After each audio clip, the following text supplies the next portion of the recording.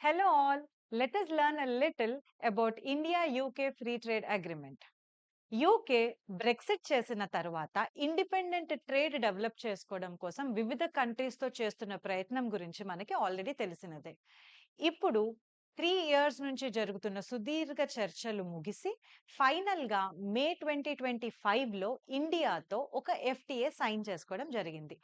దీనివల్ల మనకొచ్చే అడ్వాంటేజెస్ ఏంటో చూద్దాం. ఇండియా యూకేకి పంపిస్తున్న గూడ్స్ మీద 99% వరకు టారిఫ్ కట్స్ ఇచ్చారు. మనం మోస్ట్‌లీ ఫుట్‌వేర్ అండ్ టెక్స్‌టైల్స్ పంపిస్తాము. అలాగే యూకే నుంచి ఇండియాకొస్తున్న goods like whisky, cosmetics, medical devices వంటి వాటి మీద 90% టారిఫ్ కట్స్ మనం ఇస్తున్నాము. యూకేలో పనిచేస్తున్న ఇండియన్ వర్కర్స్‌కి, అలాగే ఇండియాలో పనిచేస్తున్న యూకే వర్కర్స్‌కి 20% వరకు సాలరీస్ సేవ్ అయ్యే ఛాన్స్ ఉంది బై అవాయిడింగ్ డబుల్ టాక్సేషన్. ఈ అగ్రీమెంట్ వలన ఇండియన్ ఐటీ సర్వీసెస్‌కి, ఇంజినీరింగ్ సర్వీసెస్‌కి, డిజిటల్ మార్కెట్‌కి స్కోప్ చాలా పెరిగే అవకాశం ఉంది.